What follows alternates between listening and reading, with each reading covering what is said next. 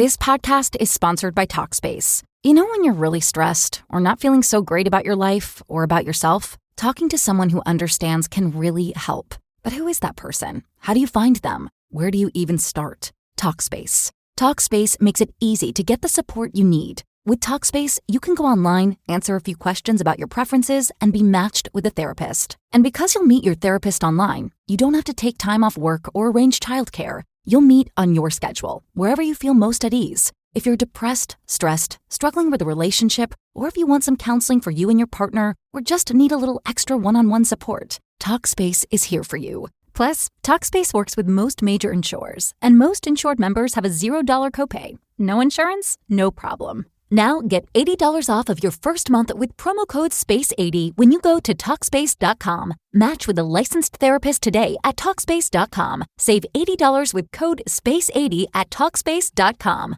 There's a severe thunderstorm warning for Canaan. For our... I don't know. Where we do weather is maybe in America. Okay, but you have to take the stickers off because it's really bothering you. You know that's bugging the crap out of my house. Hey, Clint. And we're working on immigration.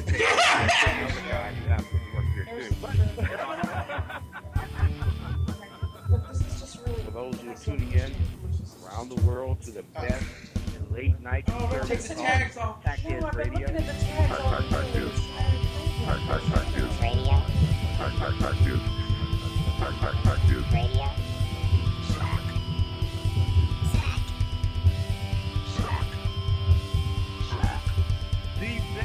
late night conservative talk show in America. In America.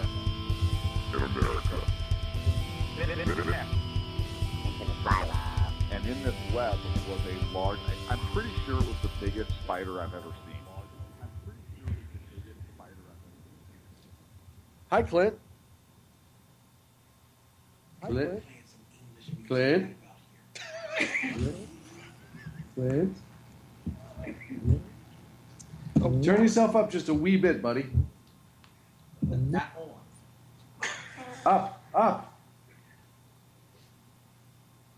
All right, get close to the microphone. How you doing, buddy?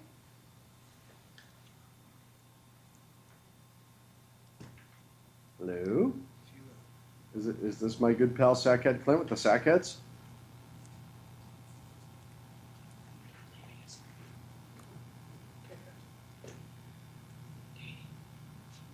Clint. Well, this is the Sackheads radio show. It is the 11th of May. Is this thing on? Oh, yeah, look at that. Look at that. Is this thing on? Yes, it's on now. Who? Hello? Hello, you're okay. You're on the air. God, is that you? Hi, caller. You on the air? Yeah, God, thank you for speaking with me tonight. Oh, I'm alone in the studio, and I have headphones on, and I hear voices. No, you're okay. You're doing just fine. But I don't have my medication. You don't have your medication. And you're talking back to me. Yes, I'm talking back to you. I'm sorry. Are you going to tell me to do naughty things again? No, that was only that one time, and that was because you were really out of control. And you paid me $150. Let's not blow over this here. Buddy, it was $175, and you should have actually gotten me change because it really wasn't. It really wasn't what I thought it would be. Hi, everybody. Hi. How you doing, pal? I'm well. So I figured out why I couldn't hear you. Why? So listen, I don't know if anybody knows this or not tonight. I'm in Command Central. Yes, you are. You're in the command operations. Yes. And just so you know, when it comes to command operation, like I am not the tech guy. At all. Everybody knows this. And so I am literally number 3 of 3 when it comes to who should be sitting in the captain's chair. I'm like Scotty. Yeah, Ken's saying number 4 of 3, if that makes sense. Right. No, it makes perfect sense. So I'm basically Chekhov. You are Chekhov, you said, right? That was I Chekhov? said CH, not J. No J. Oh, yeah. I thought it was Jagoff. Oh, no, that's something different. I'm sitting in your chair, so be careful how much you talk about it. That's a good point. I better move on from the jack-off conversation. You are in my seat. So, anywho, how's everything in the California? Do you want an honest answer? No, I don't want an honest Okay. answer. More of a Look, hypothetical. I miss you. I miss you. I was on secret assignment last week. Yep. So I was, Everybody- yeah, and I like some of the guesses that we got for where I was. Every single person was wrong, with the exception of one, and it was one that came on a private conversation tweet. And so unfortunately, nobody got to see it, and they were actually 100% accurate. Oh, good. That's amazing. Well, you sent it. Yeah. Well, but at least you had one, right? Right. So I had one, but everybody else was wrong. Great guesses, but wrong. And I should have been with you this week, but I was unable to make it Yes. because I had something I had to take care of last night. Well, So I miss you. I missed you too, buddy. The most important part of all of this, Uh-huh. You missed the introduction of Lusty Dominique to the Sackheads radio show last week. I don't know if you've had a chance to listen to it.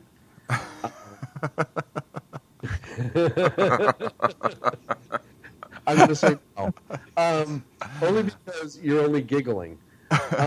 So I wanted to tell you this in person, but this kind of got weird. Last week I opened up the phone lines by accident. Uh-huh.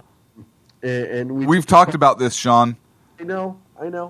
I'm sorry. This is what happened when Content Man's not here. We thought one person was going to show up, and instead, I think we got a guy or a girl or a shim that called in and talked to me and Dan for a little bit. I actually isolated the audio, and I'll send it over to you right after the show. Perfect.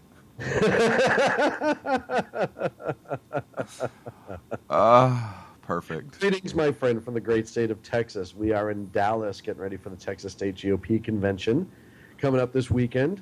Off to my right is Dan Butcher. That does me no good. Hi, Dan. He says hi. Hello, Clint. And the short one, of course, is sitting directly across from me. We're short a set of headphones. So Dan is only hearing half the conversation. Okay, good. Because hang on a second. Because I know who's sitting across for you, and I love him dearly. And I thought you, being the blatant bigot, that you would give the headphones to the white guy. So I'm happy that but if you're saying Dan has half, I'm guessing you did give the headphones to the white guy, and Dan took it upon himself to share 50% because maybe he's a Bernie supporter. I don't know. That's just kind of how I view the dynamic over there. 100% black headphone usage in this room right now. Just so you know, it's all Ken all the time. Well, that's because Ken invoked affirmative action, and you had no choice because It you was didn't. affirmative action. I didn't have a choice. There's actually 2 white males and 1 black male. So naturally, he had to get part of the headphones. That's just how it is. And why, referring to Ken's hair, did you say natural? This podcast is sponsored by Talkspace. You know when you're really stressed or not feeling so great about your life or about yourself? Talking to someone who understands can really help.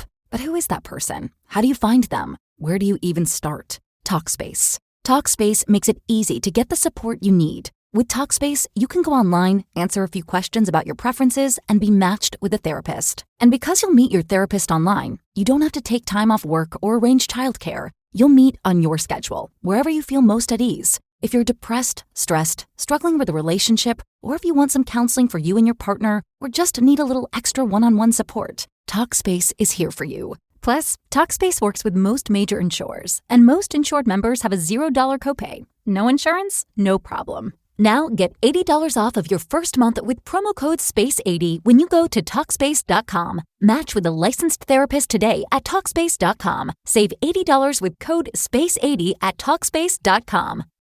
Weight loss. It needs to be fast and sustainable. Noom GLP-1 starts at just $149 and ships to your door in 7 days. Take it from Marcos, who's loving his journey with Noom GLP-1.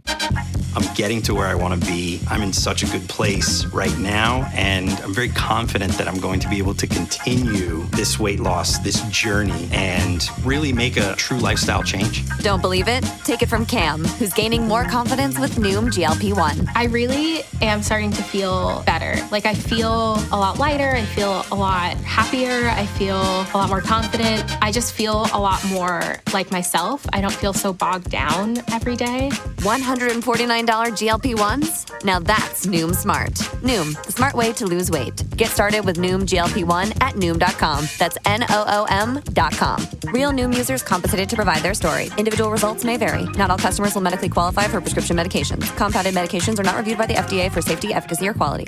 Naturally, that would be the conclusion. Got it. Okay. So there's a lot that we're looking forward to here at the convention. It's going to be a highly contested convention this weekend. There's so many. For what?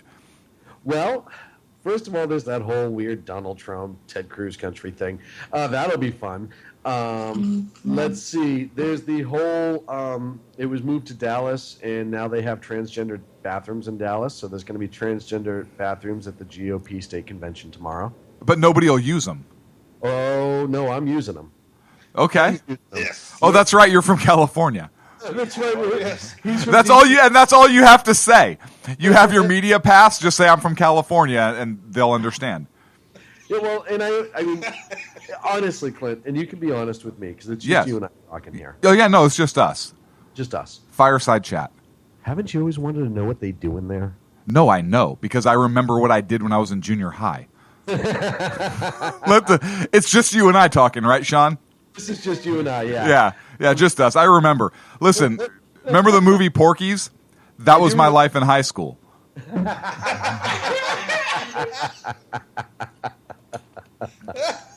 So no, I've never needed to wonder. I did way back then. But now you don't. But now I no longer do. So we have that going on. Bathrooms. Sure. We have that going on. Gosh,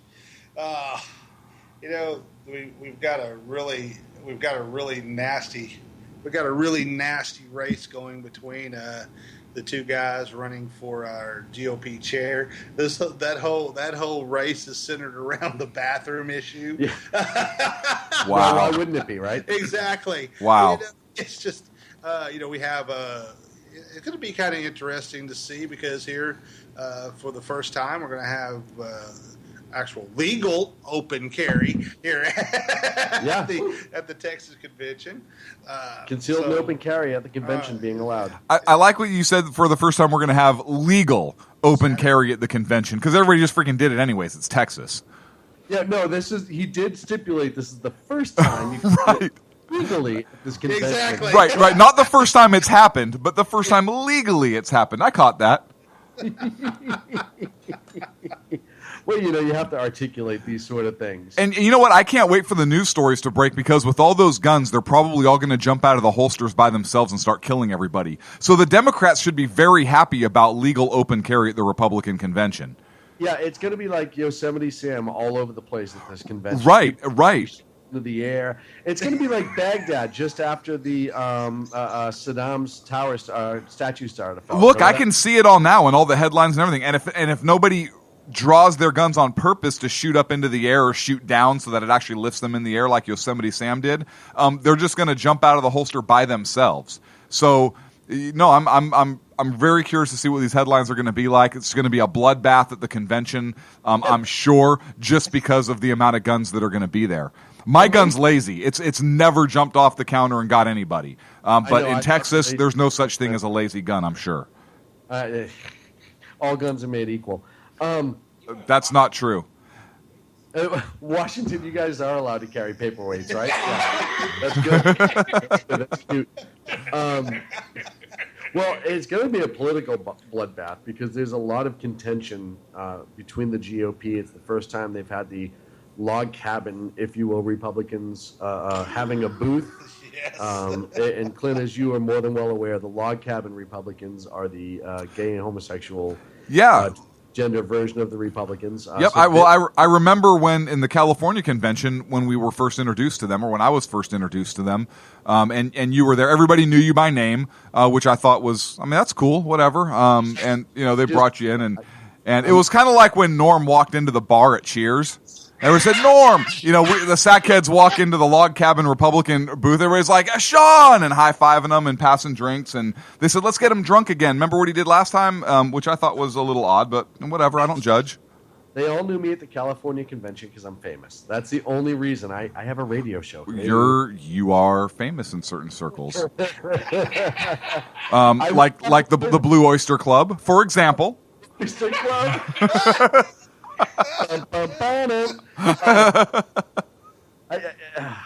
I will have to say the best party thrown at the California convention was of the Log Cabin Republicans.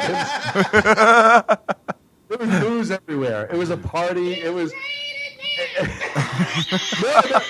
Here's the funny part. When Sean strolled into that song with glow sticks back and forth and a pacifier in his mouth, I almost died. It was great. I wish I had it on video. Here's the funniest part is, and Clint, back me up on this honestly. We went to all the other parties on each different night. You get invited, especially when you're media. They want you to come in. All the other ones were just kind of boring, and everyone was just kind of sitting around drinking like wine, and right? I mean, there wasn't. Really it was horrible. Hot chicks everywhere, but Sean's this sucks. We walk into log cabins and Sean's dancing. Yeah, Sean, you're right. Yeah, the rest of those parties were horrible. Yeah, well, hey, you know what? You can't judge me. I don't. I know, that's the sad part. It just brings that bathroom thing full circle, baby. First circle, buddy. So, yeah, there's going to be that this weekend, so that's going to be a big point of contention. What, gay parties? The gay parties will be a big. They just, they come in and throw rugs down and clean everything up. Now, hang on a second. I do have to back Sean up. The Log Cabin Republicans did throw down, and they did party at the California convention. I have to give them props. They did. I mean, great group of folks. But they did. We're a lovely group of folks. No, they were, and their party. Seriously, everybody was in there dancing and mingling, and it was actually the most fun. It was, and one of the things too, though, that I started talking to a lot of the members of that specific group. And you found out that they were more educated on some of the issues than other people were. Other people meaning what? Why'd you look at Ken when you said that? I did not look at Ken. That's not true, Sean. I have you on Skype. I don't think I have the video on this time. Yeah, I have you on Skype. Let's not confuse facts here.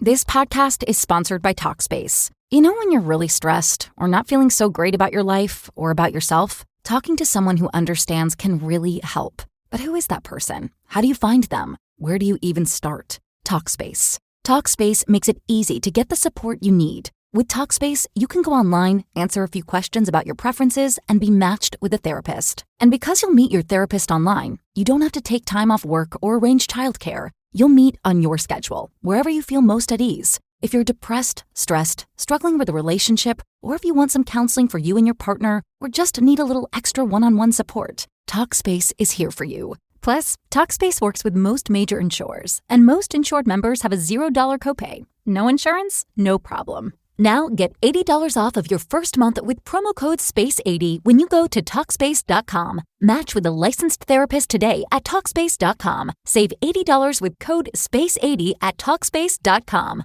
So it's just going to be interesting to see that dynamic in such a conservative state as Texas. I mean, in California, you get to the Log Cabin Republicans, it's California. That's most of the Republican Party in California. Most of the Republican Party in California. You do know that RuPaul is the keynote speaker for Saturday. Yes. Who? RuPaul. I don't know who that is. Rand Paul? Is that Rand Paul's brother? Rand Paul's brother, Ru. Okay. I didn't know. I loved him in Winnie the Pooh. I didn't know his last name was Paul. Or the Pooh Classic. No, not from Winnie the Pooh. No? Not that Roo. Classic. Oh, different Roo. Oh man. So we've got so we've got Dr. Paul, Rand Paul, and Roo Paul. Perfect.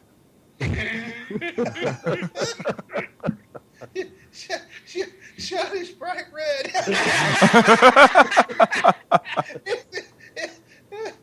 Oh, they're finally getting to see like how I turn into that tomato red color that you talked about. Look, I do. I describe it all the time, but they're finally. Why are you turning red? I don't even know why I'm sitting in the chair right now.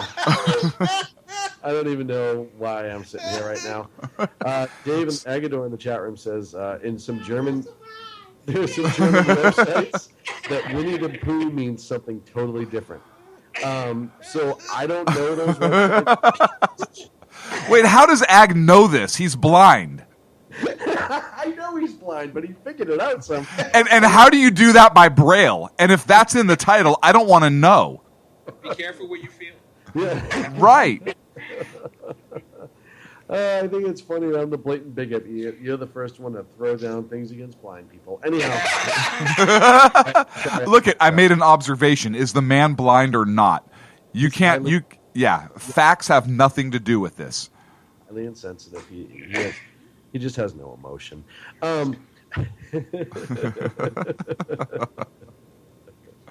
He was an abused child. Appreciative of your support of the minority population. It just really isn't. He just doesn't get it like you do, pal. That's what it comes down to. He just doesn't get it like you do, Ken. You and I, we bridged that gap. Oh, Ken, a funny story, Clint. Yes. Speaking of which, Speaking of what? What were we even talking about? We were arriving. Yes. Okay, so speaking of men being rained, go ahead. We're arriving in Dallas today, and Ken's plane was a little delayed, and I found out that he and I were arriving at almost the exact same time. Uh-huh. I shoot our good friend Ken a message and said, "Hey, Ken, if you want, we can take the shuttle over to the hotel room together. You and I, as friends, kind of bridge that gap again that we once had. If we could just do that, that'd be awesome." And I get a text saying, "Nope, essentially already on the shuttle. They made me sit in the back." And then as I look up, I see the shuttle driving by where I was standing at baggage claim, and 2 middle fingers hanging out the window at me. I don't know. I'm guessing it was Ken, only because his laugh actually carried out the window. Uh-huh. But yeah, so you see how I get treated in situations like this? Hey, listen, if it weren't for your white privilege, he wouldn't have had to do that, Sean. Exactly. I had a wonderful time sitting in the back seat of that van. 98 degrees air conditioning. I was eating watermelon and chicken.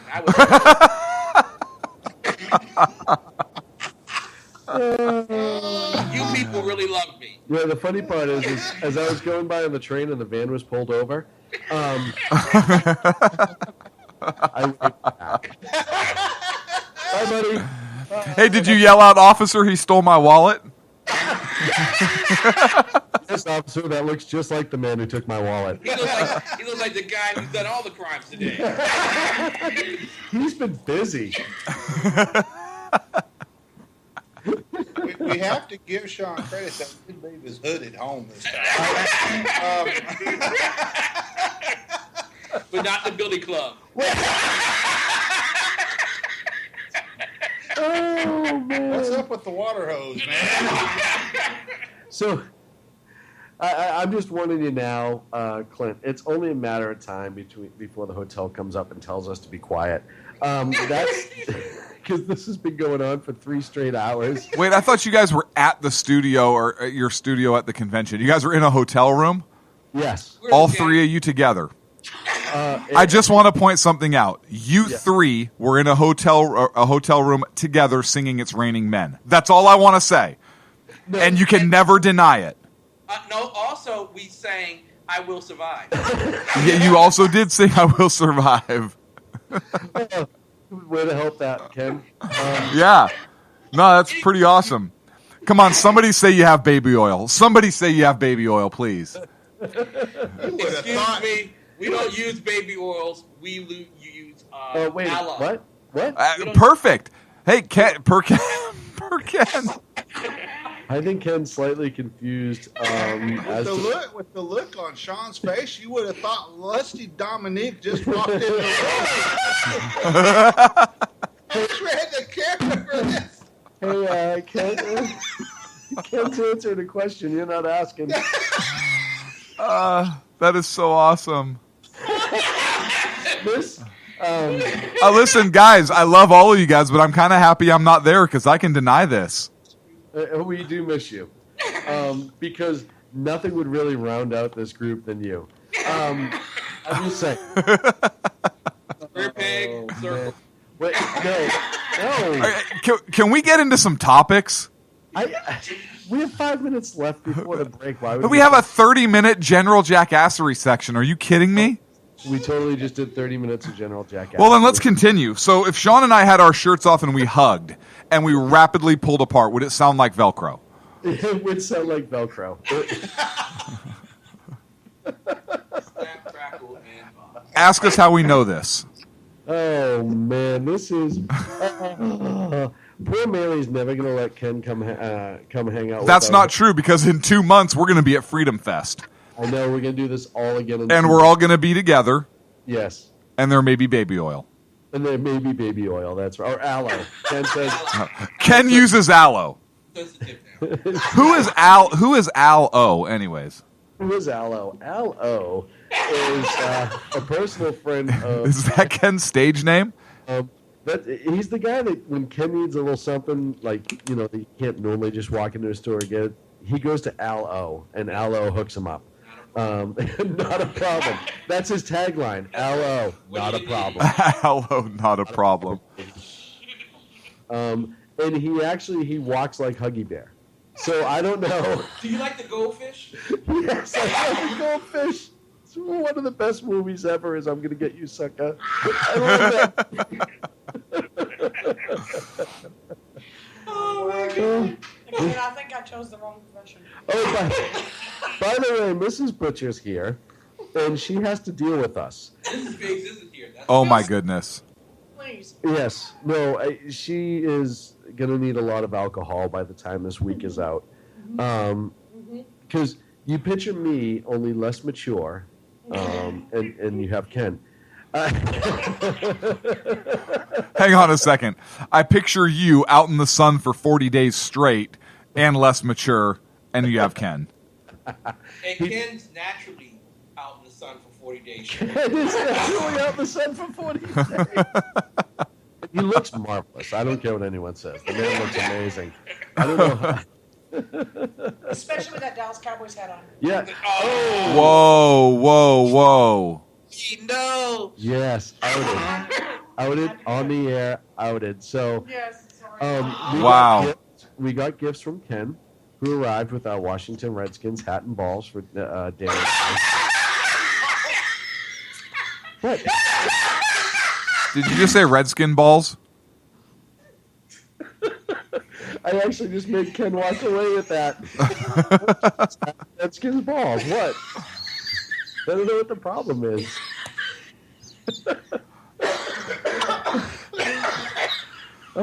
I've lost everybody. We've lost so many listeners just from this 30-minute segment, just so you know.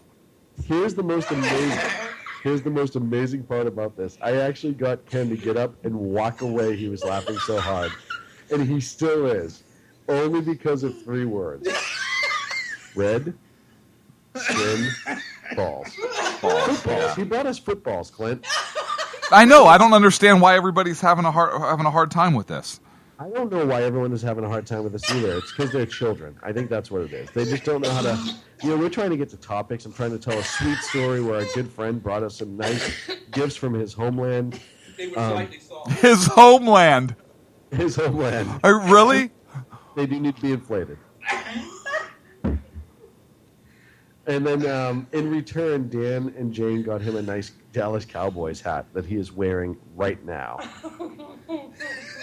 So, I don't know, Clint, you and I try to keep this show above brow. Absolutely. And, I remember the first time Ken called in, and we used to be such a serious show. and had such a high listenership, and then here comes Ken calling. Yeah, no, he's always just gonna try to come in and just make things work. You know, and Hey, boys, look what I got here. Hey, Yeah? where the white women at? Did I lose you? Shit. no, I just played Ken's intro. So Oh man, you hit buttons. That's always dangerous. Clint, I'm going to bring some balls for you when we go to Vegas.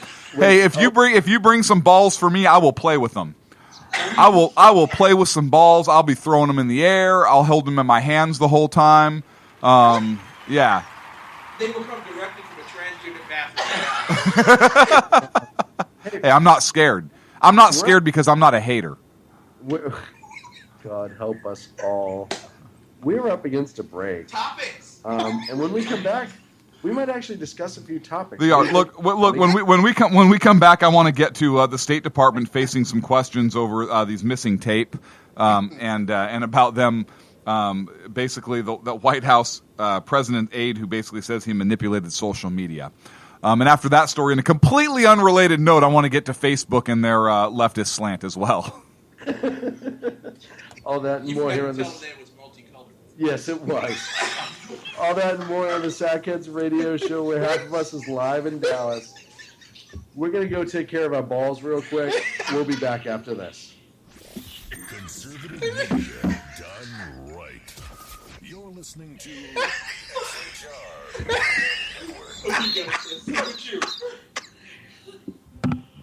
Breaking news. According to the latest report coming out of SHR Media, a merchandise store to support both the Reaver of Common Sense and SHR Media has just been unleashed to the general public. Be forewarned that this site can be contagious and numerous items can be purchased to support the best news programming. Go to Reaver.one website and click on the store link to check out the merchandise.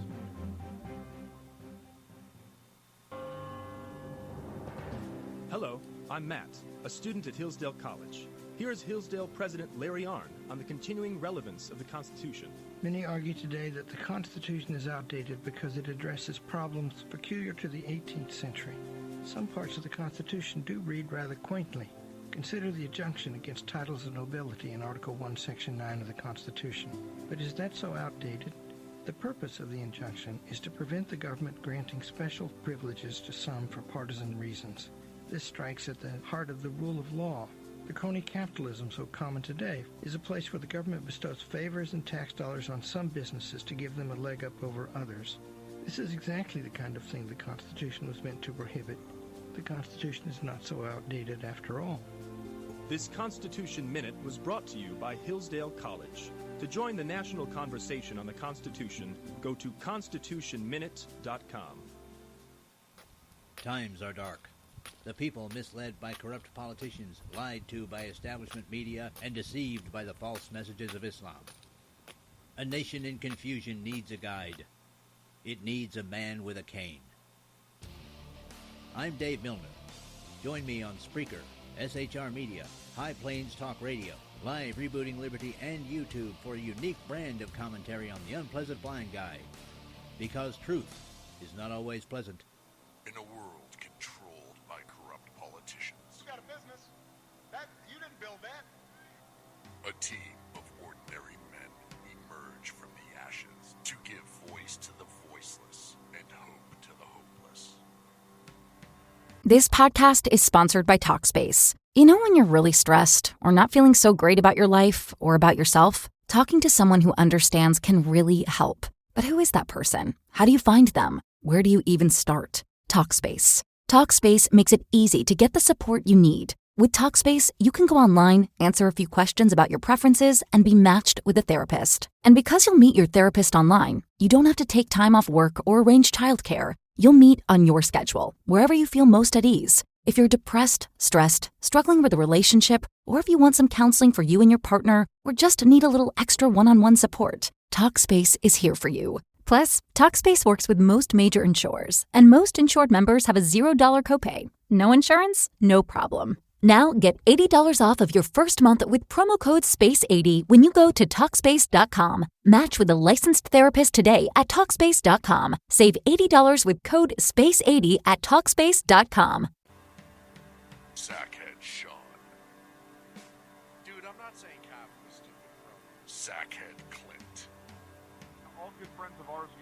show up drunk. Also starring Sako as producer.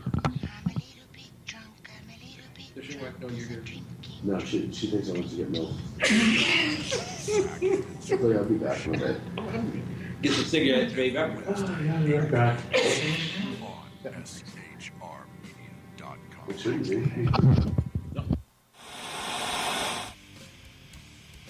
Beware, the Jersey Takeover is here.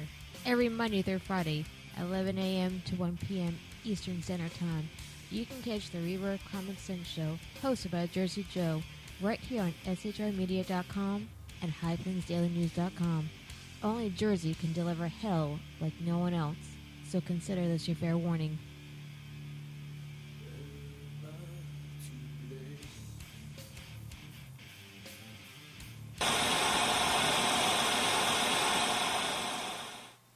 Conservative media done right.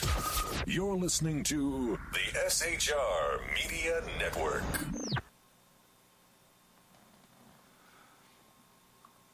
And we're back, but I don't know if Sean's with us. I'm with you. You are? Yep, You're always here, believe it or not. Somehow we survived. I don't know how we did it. You're always with me, and I appreciate that. And I'm sure you find this hard to believe, but there was a lot of ball jokes made during the break. Yeah, I know. I heard every single one of them, and I wonder if our listeners did also. So, awesome. I'm just glad to be a part of this. Yeah, this is where the magic happens. And you guys are a little out there now. If those listeners out there, if you've never heard us live from Las Vegas, from Freedom Fest, then you're in for a treat. And that's all I'm going to say. Yeah. We might have to. The whole thing is an after dark show. I mean, really. And if for those of you who've been with us from the beginning, you know what we're talking about. But we might have to bring some merchandise with us. Yes. Yeah, we'll absolutely have to bring some bail money. By the way, Sean, since it's just us, we got a notice from the Franchise Tax Board. Okay. Yeah, it's not a big deal, but I'm glad you're the signatory. Anyways. And that's fine, too. Look, I want to talk about this White House aide that came out and basically boasted of manipulating social media, interest groups who are friendly to their cause, the media, not just social media, but actually journalists, in order to sell the Iran nuclear deal to the public. Did you guys read about this one? Yes, I did. And first of all, I'm a little shocked given the fact that this is the most transparent presidential administration in history. Huge. Most transparent ever. You couldn't get any more transparent than this presidency. Right. Not at all. Never. Go on. I was trying to hold it in. I could not. Listen, I'm trying to be professional right now, Sean. All right, we'll be professional. And you're acting like a child, which is part of the charm of this show. You guys knock it off. We're being professional. Don't make faces like that on me via Skype. You can't do that. Oh, don't show me that. Oh, come on. Ken, is that a Tootsie Roll? Anyways. So what? Nothing, go on. Senator McCain actually issued a statement. Let's go here? No. Okay. No, and if I had the cuckoo clock sound, I would play it right now. But I don't. I don't have it either. But he said, quote, basically the White House manipulated and in some cases manufactured facts to sell the reckless Iran nuclear deal to the American people as a prelude to large-scale disengagement from the Middle East. Uh-huh. Uh-huh. It sounds like he's been listening to our show. Yeah, weird, right? He must be a Sackheads listener. He must love the be. fact that we gave him his own cuckoo clock sound effect. He must. But there's a block of tape that's missing from a 2013 State Department briefing where Jen Psaki, I just like the name, was asked by Fox News about an earlier claim that there were no secret talks between the U.S. and Iran, when, as it turns out, there were. Very much so. And Ms. Psaki said that there are quote, there are times when diplomacy needs privacy in order to progress. This is a good example of that. Huh? So in other words, you peons don't need to know what deals we're making over nuclear weapons with other countries. Sometimes we have to do this in a way that is under the cuff and behind scenes. And we're not going to tell you about it because even though it's not a treaty, it is a treaty. And Congress being some of the peons that they're talking to, yeah, you guys need to shut up too. It's pretty much what Psaki Bomb just said there, or did say back in the day. Psaki, let's call her Psaki Boo. Psaki Boo? Yeah. Okay. Psaki Boo. Like it's like your Boo Psaki. Not Boo, that's different word. Right, okay. Boo Right. Psaki. Psaki. Boo Psaki. Okay, yes. gotcha. Not cocky. Right. That's Right. totally different. It is? Yes, from what I've heard. And seen. In a completely unrelated story, have you seen that Facebook staffers says that conservative news was deliberately suppressed? Yes, I actually saw that story the other day, and I'm sure a lot of our listeners have probably seen it on some level right now. So how funny is it that the Obama administration, some top aide comes out and basically cops to manipulating social media, and then social media gets caught manipulating itself? Yes. I don't even Does know... anybody else see the irony in this? You can't manipulate us because we'll just do it for you. We've already done manipulating. We've already manipulated. You can't manipulate us anymore because we're manipulating ourselves, just like we did in high school. I mean, I don't. If you're going to try to manipulate us, and we've already manipulated us, then there's no way for you to further manipulate us. Duh. Right. No, we weren't manipulated. We did that ourselves. We voluntarily did that.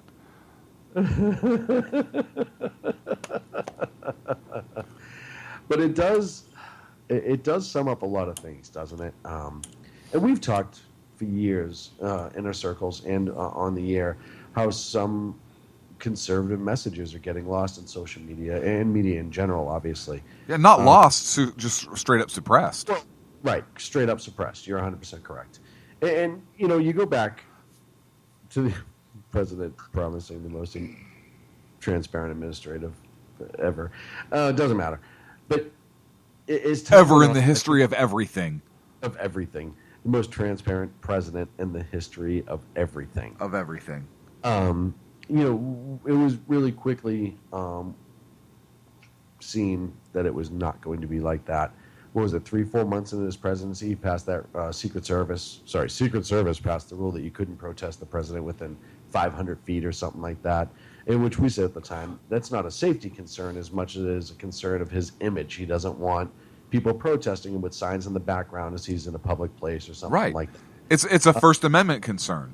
Right. It's very much a First Amendment concern. Right. But then as I thought about it, Sean, because we know that the founders didn't envision things when they passed the first 10 amendments and what would happen today. And the left talks about it all the time, particularly about the Second Amendment. I mean, they didn't envision semi-automatic rifles and machine guns and everything else. So I can actually see, because look at back when the first 10 amendments were passed, they didn't envision a full Secret Service detail with limousines and presidents in suits.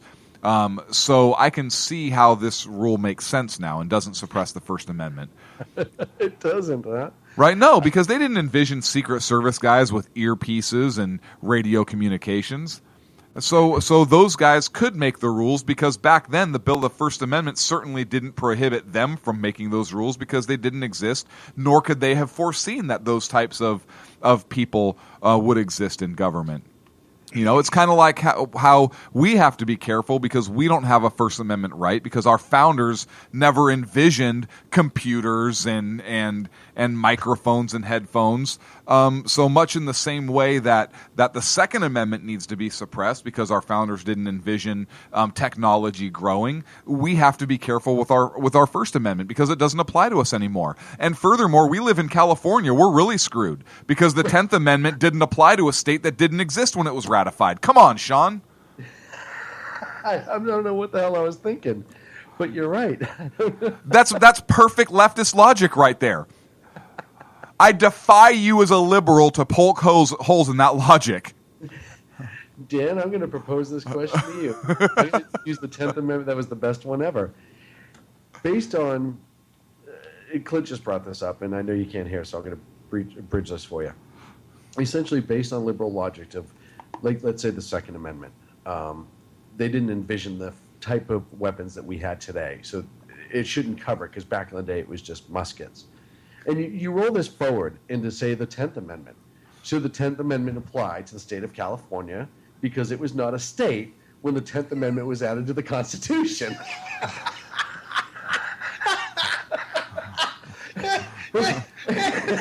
Your thoughts? I'll just sit idly by for a minute. Where do you start with this one? Here's the thing with liberal logic, and it has to do with. By the way, we just created a new segment. We did? Liberal logic. Liberal logic. That's the new segment on Sackheads? Yeah. Go ahead. Let's argue with liberal logic. Let's argue with liberal logic, Dan. Arguing with liberal logic. Here you go. Now I can actually hear Clint. Okay. I got headphones. How are you, my friend? From the black guy here. From the black guy.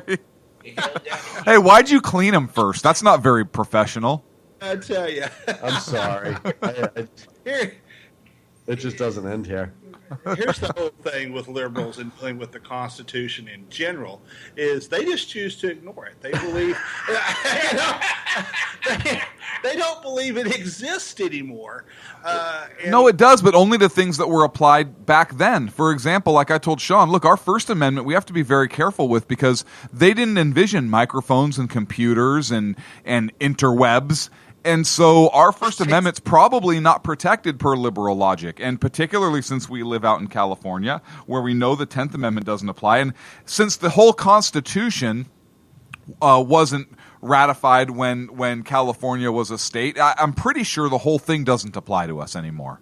Yeah, and here's the thing, number two, liberal and logic is an oxymoron. That one is agreeing with you. That's a joke to begin with, but right.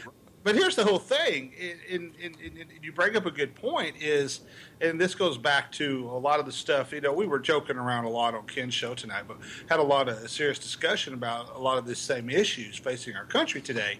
But when it comes to liberals and it comes to progressives and it comes to the likes of Hillary Clinton, Bernie Sanders, Elizabeth Warren, and the list goes on and on and on, these types of folks, and let's throw these groups in here. Let's throw Black Lives Matter. Let's throw the Nation of Islam in here. Let's throw La Raza in here. Let's throw the Occupy movement in here. All of these things are starting to morph into this very dangerous movement with the progressive movement, and their ultimate goal is to make the United States of America in their image, and in order to do that, number one, they have to do away with the Constitution of the United States. They see it as a hindrance. They see it as they see it as something that needs to be done away with. They don't think we need a constitution. Hell, they barely even think we need laws in general, let alone a constitution of the United States. In certain places, we need way more laws than we actually do, and then other places, zero laws should apply. Well, it's but amazing. think of the type of laws that they want. Right. Oh, global warming. Yes. Well, what's the true purpose of global warming? Wealth redistribution. Yep. See how all of this comes in? What's the real purpose of wealth redistribution? Social justice. It's all tied together. And I know that we're making a lot of fun. We're making light of the bathroom issue. We're making light of a lot of other things. But in reality, these are very serious issues that these folks are trying to use to fundamentally remake the United States of America in their own image. And we've seen where they have done that. Detroit, that bastion of liberal success. It's a beautiful place to live. Chicago, Illinois, we see how gun control laws work. Amazing. They work great. We see how dysfunctional for the bad guys government can be. So does that answer your question, Clint? No, because he still didn't say why the 10th Amendment should apply to California using liberal logic. I forgot it. What a minute. It's because, it's because liberal does not have any logic to it. Right. Bottom line is, anything that you apply with liberal does not make a damn bit of sense. Nothing does. It comes out of these folks. So how can you apply anything, quote unquote, liberal logic when it's an oxymoron, makes no sense, no truth to it, nothing in reality with this. Mm-hmm. So there's nothing that can actually be used in that context Because it moves voters through emotion. Exactly. Because there are people that would listen to that nonsense I just spewed and say, yeah. Exactly. Yeah, that makes perfect sense. Because if you apply it to the Second Amendment, you have to apply it to every other amendment. And when these people listen to that, well, then you end up with Detroit. Then you Yes. end up with you this past weekend in Chicago, Illinois, where you had over a 48-hour period, you had 6 deaths, 36 people injured in shootings in the number one gun control place in the country besides Washington, D.C. Well, and it was Mother's Day. Don't And it forget was that. Mother's Day. So it was actually lower a little bit. Yes. So liberal logic applies, hey, we're going to shoot each other and kill each other on Mother's Day. That's liberal logic. Well, and the good thing about being out in California, since the 10th Amendment, and really we decided the Bill of Rights doesn't apply out here, that prohibition against cruel and unusual punishment, Gone. it's gone. It's Yeah. history. It doesn't apply. We can start firing up the electric chair again, can't we? Right? Unusual search or unreasonable search and seizure, Gone. gone. Right to counsel, Gone. gone. Hey, let's put soldiers in people's houses. Yeah, let's go. Let's get rid of that one too. Fourth is gone. Let's see. Second Amendment might as well be gone because that wasn't applicable, right? Wait, I Right? don't- Yeah, no, none of them. 1 through 10, gone. I'm not good with that. I'm having a problem with the second one or the first one. Yeah. As long Just as 3 through 10. We want to keep 1 and 2. Can we say like 1 and 2 just got rolled into it, like just absorbed? No, because the Constitution. Oh, look, did anybody from California sign on and ratify the initial Constitution? No, it was thrust upon us. I signed off on the first 2. No, listen. The Constitution. We didn't land on the Constitution. The Constitution landed on us. What? Nothing. I think that was perfect. You know what? We need a shirt. Rise up, California. Rise up, California. With on the back. We didn't land on the Constitution. The Constitution landed on us. I'm seeing another T-shirt. Well, I Hate Whales bumper stickers are also available. So You and that dang bumper sticker. Hey, on a completely unrelated note, did you guys see that we can't call felons anymore or convicts? Yes. We don't want to hurt their feelings. They are now to be referred to as person who committed a crime, individual who was incarcerated, or dirtbag. Wait, no, I'm sorry, not dirtbag. You can't say dirtbag. Oh, I don't see dirtbag specifically prohibited. Okay, so I'm going to go with con. I think that would be the next name we can use then. Like the Star Trek con, like KHAN? No, con. Like convict. Convict. Let me see. Convict. I believe that stigmatizes folks who have committed a crime and shames them. So if that's shaming, then how can you help them to rise above and move on? I don't like con. I don't like con. I don't think that the Obama administration would approve of con unless it's the Star Trek reference and you have to say it like Kirk. You have to remember, these are folks that are now just identifying as criminally confused. Right. Exactly. Right. We can't hurt their feelings. They're cross criminal. Can we say legally challenged? Cross legal? Now we gotta trans legal. Now we got to have different Trans legal. There we go. That'll Trans be the good. legal. Suggestions out of the chat room is jailbird, alleged piece of shit, Okay, alleged. Okay. Scuzzball. No. Dave went right to the point on that one. It was Scuzzball. What happened to our laws? So we're coming up with some other good ideas to do that as well. We can call them. I don't know. Gosh, there's so many. You know, we could. How's about? I have. How about sunshine people? Because that sounds happy and positive. Fringe, right? Are you a con? No, I'm a sunshine person. Sunshine person. I'm just a sunshine person here to volunteer at your child's school. Yeah, Don't that worry sounds about- nice, right? Yeah, I had to practice for 3+ years in a state penitentiary wearing an orange jumpsuit that taught me how to be a sunshine person. A sunshine person, and I wasn't in a penitentiary. I was in a sunshine university. Sunshine University. That's right. Let's stop calling it penitentiary. Yeah. Let's just start calling it. I was in sunshine school. Sunshine school. I was in sunshine camp. Happiness replenishment camp. Happiness replenishment camp.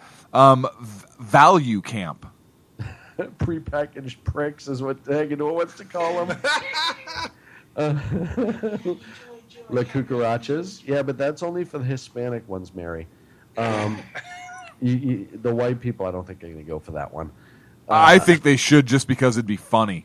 It would be funnier if only the. Could you imagine calling a bunch of skinheads or KK, just call them that? That would be awesome. As a matter of fact, I think the Hispanic people should be called Hispanics, and all of the skinheads in prison should be called the cucarachas. Just to screw with them. I think it's a brilliant idea, my friend. We're looking at now, another excuse for Barack Obama to pardon more people for being trans criminally confused. Yes. Yes. And you know what? And I say that in joking, but it's serious. Yeah. You're going to have some of these people saying, "Hey, you know what? I was just a little confused when I was peddling that." That 500 kilos across the border. Yeah, I had no idea what I was doing. I didn't realize I was illegal, too. I think I should be pardoned. Actually, no, what they would say is, at the time, I wanted to be a criminal. Exactly. But now the time has progressed. I don't want to be a criminal anymore. I have changed my views. I've evolved. Yes, I've evolved. Will you please pardon me and bow at the same time? Apologize. What is wrong with shaming somebody? I don't know. For choices they made, particularly, look, in this day and age, if you're going to prison, you've done some really bad stuff. Yes. Or you're such an a-hole that you have messed up for a long period of time. Exactly. You don't mess up one time and go to prison anymore. No. You don't get caught with a joint in your butt crack and go to the state penitentiary. You don't even beat the crap out of somebody and then go to the state penitentiary. Nope. You have to do multiple bad things several times to get your ticket punched to get membership into the state penitentiary club. And even at that, it's only going to be for what, 50% of your time, maybe? Maybe. I don't know. So if you're that big of an a-hole, you should have a stigma attached to you. You should, absolutely. I say it all the time. I have no problem with you walking around with a sign on you or having to wear a T-shirt that says, "I'm on parole." Right. Every time you hit the street and you're on parole, you should have to wear a T-shirt or identifier that says, "I'm on parole." Right. Same when you're in prison. You should have to wear a sign or a shirt that says, "I'm a sex offender." And I'm talking to you right now, Sean.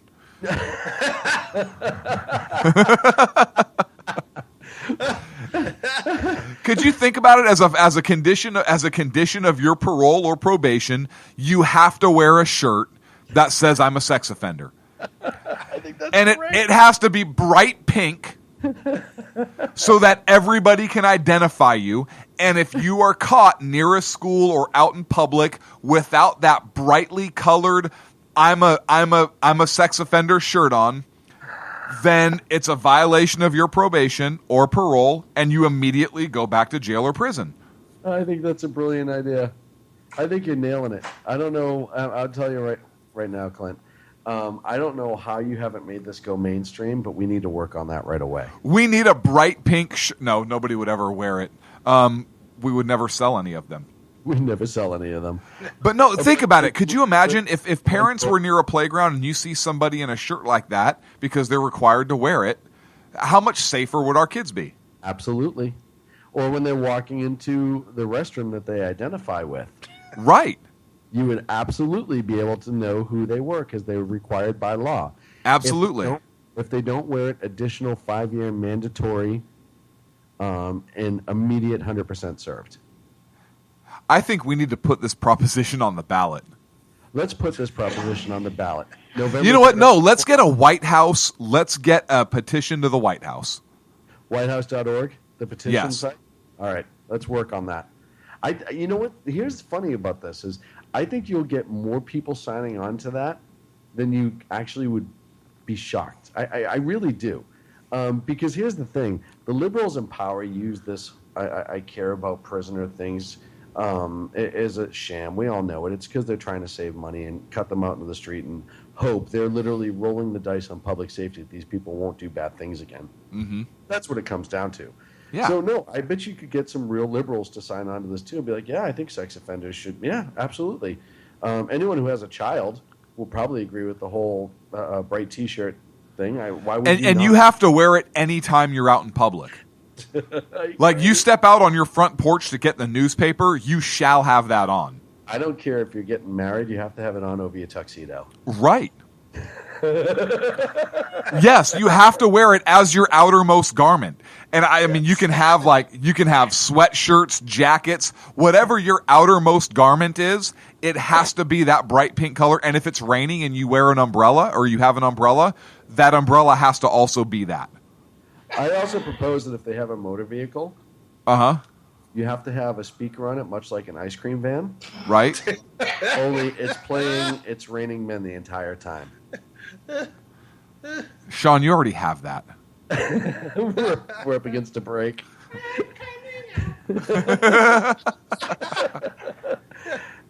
When we come back, hopefully Clint has another topic ready, because I don't. Need to remind everybody that tonight's Sackheads is being brought to you by Little Kim, Dennis Rodman, and Tom Brady. I'd like to remind you all that it's my broadcast equipment, and I can walk away whenever the hell I Hey, I'm at Command Central. I'll figure this thing out. I might get us back on air for only 5 minutes, but I'll get it working. Yeah, exactly, Clint. I have no faith in that statement whatsoever. Hey, good luck with the topic, jackass. We're back in the Sackheads Radio Show live at the SHR Media Network. Conservative media done right.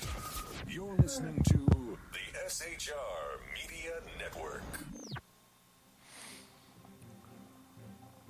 Breaking news. According to the latest report coming out of SHR Media, a merchandise store to support both the Reaver of Common Sense and SHR Media has just been unleashed to the general public. Be forewarned that this site can be contagious and numerous items can be purchased to support the best news programming. Go to Reaver.one website and click on the store link to check out the merchandise.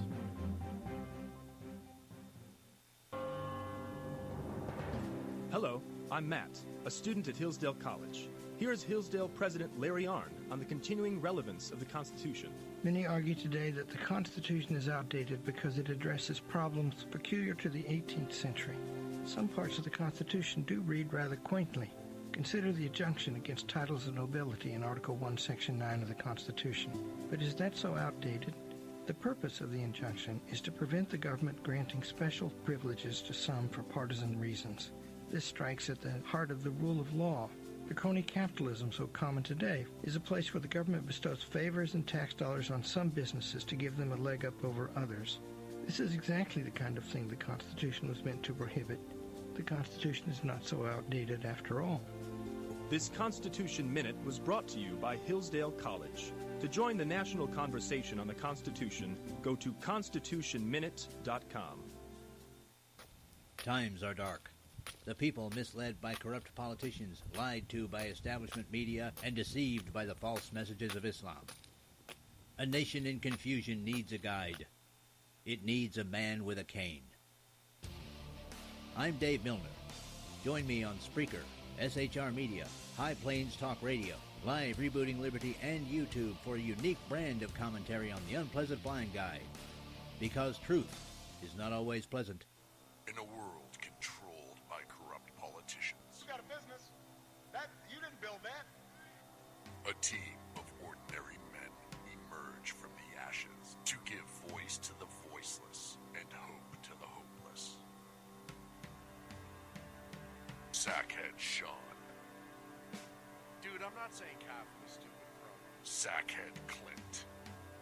All good friends of ours usually show up drunk.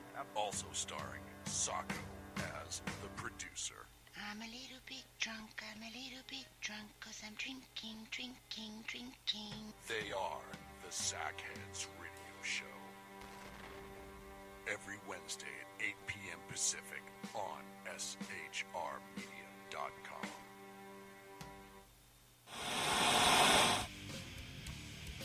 Beware, the Jersey Takeover is here. Every Monday through Friday, 11 a.m. to 1 p.m. Eastern Standard Time. You can catch the Reverb Common Sense Show, hosted by Jersey Joe, right here on shrmedia.com and highplainsdailynews.com.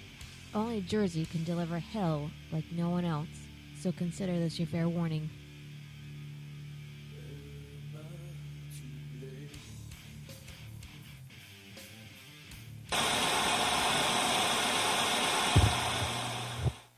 Conservative media done right. You're listening to the SHR Media Network. And we're back to Sackheads Radio Show. Thanks for listening this wonderful Wednesday evening. I'm Sackhead Clint. I am at Sackhead Command Central. With me is Sackhead Sean, live from Texas, along with our good friends, the exceptional one himself, Ken, as well as Dan Butcher. I believe he's the number one newsman in the business, but my partner disagrees with that statement. Welcome, gentlemen.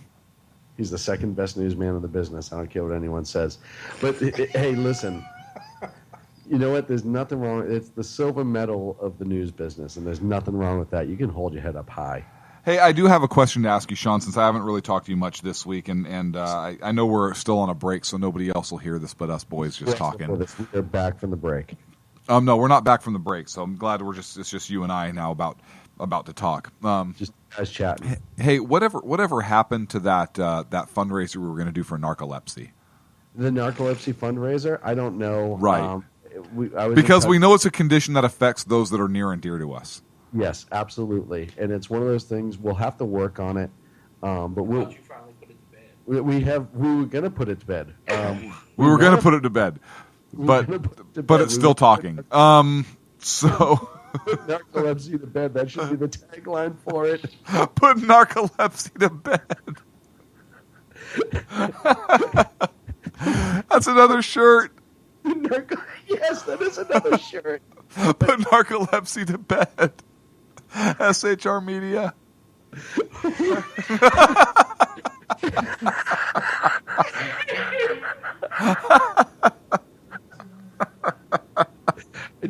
I just texted it to you so we don't forget that. Chat? What are we going to do tomorrow? We need that shirt right away. I need that shirt right now.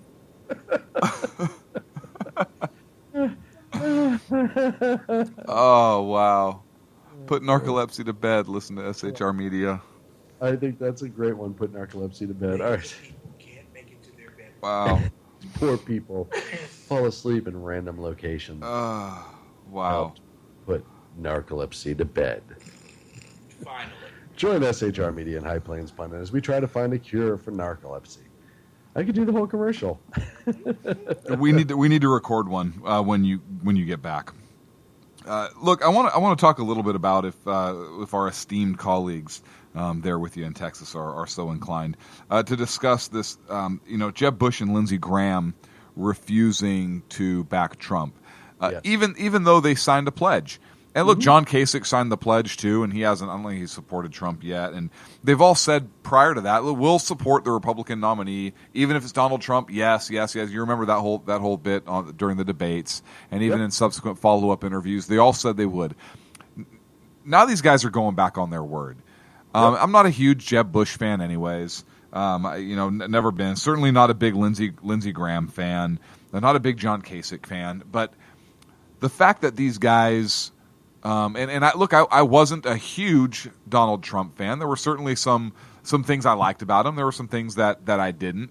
But if he's going to be the nominee, I would much rather have a President Donald Trump than a President Hillary Clinton or a President Bernie Sanders. Mm-hmm. But I want to talk a little bit about these two individuals. And granted, maybe their political careers are over, so they don't care if they're going back on their pledge. Right. But isn't this the problem that we always talk about on our show anyways? It's just a lack of principles in terms of these leaders. And really, doesn't it kind of show that, we'll see, this is why you didn't get the nomination, because you guys do stuff like this. We can't trust your word. Right, exactly. Listen, this is the GOP that we've seen for the last 8 years now, right? Say one thing, do another. Lindsey Graham, as Ken likes to call him, limp-wristed Lindsey. I thought Ken called him Graham Cracker because he's white. Graham Cracker. He's done whichever is best for Lindsey Graham, and he's never really struck me as a person who ever really thought of the better of the Constitution of the Republic. And I've said that time and again about Lindsey Graham. He's a shill. He's just somebody who keeps getting elected because. Did you say he's a shim? Shill. Oh. Because he doesn't know how to do anything else in life. So, of course, he's going to go back on it. And we're into this weird part of the Republican Party right now. We have so many different things split. Agudo says, would Trump have supported Cruz if it were the other way around? I don't know. We'd know for sure. But you're right. We don't, because right now Trump's still into it and Cruz isn't. Right. That's a moot point. Well, Cruz is still mathematically out of this. Yeah. It doesn't matter if Trump would have or wouldn't have, and if he didn't, then we'd be having the same conversation about Trump, but that's not where we are. Right. I've had plenty of things to dump on Trump for, and we have in the past. So yeah. But I mean, this is where we are now. Donald Trump is going to be the Republican nominee. So does the party support him, or do they not? And they allow Hillary Clinton to get elected. Right. Because now you're talking about more so than 4 years of a Clinton or a Democratic presidency or a Sanders presidency or anything like that. You're talking about Supreme Court nominations. Mm-hmm. So because of sour grapes, so because you're angry, you don't like Trump, you're throwing a temper tantrum, whatever it is, you're going to allow that to get into the presidency and change the shape of the Supreme Court, which is going to dictate policy for the next 25 years at least. Yeah, I would say, I'd say longer than 25 years. What is the greater damage? Are we not we meaning you and I, but are we as Republicans so short-sighted and so anti one person that we're willing to let the country go? Is that not the exact same thing that we accuse Democrats of? It absolutely is the exact same thing that we've accused Democrats of. But I think the bigger problem is we've talked about this 1,000 times before. 1,012. I've totaled it up. 1,012. It is, at the end of the day, it's the two-party system that causes this. And we've allowed the two-party system, we as a nation, not you and I, as a nation, we've allowed this two-party system to get stronger and stronger and stronger. Nobody's holding them accountable. And they absolutely... Every single time, and I've talked about this before, every single time there's a little uprising, the Tea Party starts to get loud. Then all of a sudden, the Republican decides they want to back off a little bit. Oh, we're going to go back to our conservative roots, blah, blah, blah, blah, blah. The election comes and goes, and they're back to just status quo conservatism, if you will. Not even conservatism. I don't even want to call it conservatism. But so I think that the real crux of this argument comes back to the two-party system. Yep. If we had multiple parties, you could still end up with a nomination of Trump going into the general election, but it could be Trump, Cruz, Hillary, and throw out another name. I won't say Bernie because I don't think Bernie would survive, but and I don't mean physically survive. I just meant I knew. Thanks for disclaiming that because I was going to throw one out for the Secret Service. I folks was that going were to say listening when the in. Secret Service shows up at my house, I don't need that. But you would have 4 parties or 5 or 6, more and more. And then, I have agreed with you that I think 2 top vote getters would be the president, vice president, I don't care what party they're in, or so on and so forth, because then it would add a little bit of balance, and it would add an interesting caveat. Yeah, it's the way it was, and that's how it is. When we first elected Washington. Yeah, and that's the way it should be. And it also would give, listen, I don't care what you think about the Green Party, but it would shut those people up because then they would have more of a platform to have their pushed out on. And then truly the parties that people most identified with would rise. Let's see, I'm trying to get caught up in the chat room here. Agador says you owe him a bunch of stuff. Open up chat. Who said I wouldn't vote for Trump? I never said that. I said I was never a Trump person. Relax, Ag. I wasn't yelling at you. Well, you couldn't see that anyway. Oh, man. Even Ken makes it. Wow. What'd Ken say? Ken said he couldn't see it anyways. I just want to know the exception. Conservative Ken McClinton, who said that on the Sackheads radio show. Let's contact him. He is his guest, and his views aren't exactly the same views of those in charge of the Sackheads radio show. Blah blah blah blah blue blue. Now, blah blah blue blue. No, but don't you feel that that's the bigger problem? Is we're now, for those who don't like Trump, you're now stuck with Trump as a Republican because there's nowhere else out there.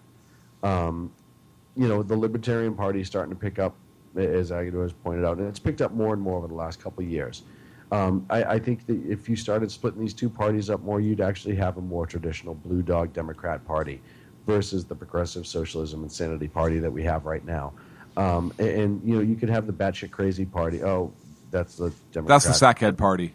That's the Sackhead Party. But then you'd see more candidates, and I don't know if anybody else watched the libertarian debates. I did, just because it's still part of our system. And even though they didn't get the mainstream media attention, that's part of the problem too, is mainstream media only focuses on the big 2, right? I've watched all these other people, even if I think they're complete screwballs like most of the people in the Green Party, I sit and watch it. I get interest in the Libertarian Party because it's funny to see which portions of the other parties they'll pick and choose to be part of their own. Some very, very conservative thoughts, some very, very liberal thought, all kind of just roll together at once. So, it's definitely, I think it's definitely the problem of the 2-party system that's led us to people not being able to choose Trump or whatever, the Pangea Labor Party. I'm with that, Mamba. Yeah, and Washington warned us against that, and we've talked about that before. We were warned against the 2-party system because this is what you get. This is why it was set up to where you should have had the top vote getter gets the presidency, number 2 gets the vice presidency. Yeah, I think that would be a great idea, and I think you'd get more turnout, believe it or not, voting-wise, because there'd be more chances of people being able to pick the party that... Because let's face it, the big 2 parties, there's a lot of people there. They call them independents right now, and they lump them into a third party. There's a lot of people that don't agree with the 2 big parties enough to vote, but yet there's no other voice out there. So they either walk in and reluctantly pull a handle, or they just don't show up at all. Mm-hmm. Whereas I think if you had a multi-tiered party, if you had 7, 8, 9 parties, whatever, you'd have more people showing up to the polls locally, nationally, etc. That I think that you'd actually have a better pulse of what people in this country really want, and I think that would be a huge advance, or I hate to say, but kind of a fallback, because there used to be more than 2 parties. I'm multi-tiered. I cry multiple tears every time I think about the state of our party system. But may I interject here? Yes. Please do. I'm sorry, I got a syringe. It fell off. I just want to say that I appreciate the great support for Donald Trump right now, but we still have a primary election going on until June 7th, and I appreciate the term presumptuous. I'm sorry, presumptive. Wow. But we still have elections going on, and while he may win the popular vote, there's still delegates that are being decided. And even in the first round, the delegates will make their decision. If he comes up with 1,230 instead of 1,237, he still is not the nominee. He has to be nominated by the delegates and not by popular vote. And there are too many people running around expressing that because campaigns have suspended, that somehow Donald Trump is the guy. Now I'm just being as legalistic about this as I possibly can, and I'm not trying to dissuade individuals or say, that the bottom line is Donald Trump will be the candidate. I'm just saying, let us finish out the race, see what comes of it, see what happens in Cleveland, especially if he only lines up with about 1,200, which mathematically that's the way things are looking. He's not going to have the same number of delegates to be the nominee. So, if support is needed at the time period, and I agree with you. I don't think it's a problem saying that we support the nominee, because mathematically none of them is going to be the nominee by the time we get to Cleveland. They're not going to have the numbers necessary, all of them. So, whomever the nominee is, we support. But Trump is on pace to get the delegates he needs, particularly with California coming up and so forth. Trump is on pace to be able to get but even if he doesn't, he is so far ahead of anybody else that would you agree that the people have in fact spoken? Whether you like it or not, whether I like it or not, whether anybody likes it or not, even if he's 30 delegates short, should anybody else be the nominee at that point? Dewey versus Truman. Come on. I understand history. I said should. Just because it's happened before doesn't mean it's right. No. Listen, just because you came up with 1,230, that's like saying that I was only going 65 in a 55-mile-per-hour zone. You were still going above the speed limit. The bottom line is he has not arrived at that particular number yet, and it's not the popular vote. And see, the reason why I'm talking in this particular manner, and I will support whoever the GOP nominee is, but the reason I'm speaking this is that many in the Republican Party are beginning to speak as if we are a democracy and not a constitutional federated republic. It's not because we vote by popularity that someone becomes the nominee. It's the delegates who make that decision. There is nowhere in the Constitution that says a party elects a representative or elects a candidate by delegates. You're right. There is nothing in the Constitution. So that has, in my opinion, that has nothing to do with our constitutional republic. We've played this game for over 200 years, and right. I'm agreeing with you that it would be best if we had multiple parties. But the bottom line is the game's not over yet. It's not finished. Let's finish out the game, and then work out all the schematics from that point on. Right, and I get that, but look, again, just because history has had one thing happen doesn't mean that it made it right. If Trump, and look, I've said this before, I'm not a huge Trump supporter, but if the man gets more than double delegates based on vote and everything else than anybody else, this isn't the Electoral College at this point in the process. I think he should be the nominee because those in the party have voted. I'm sorry, Howard Taft of Ohio.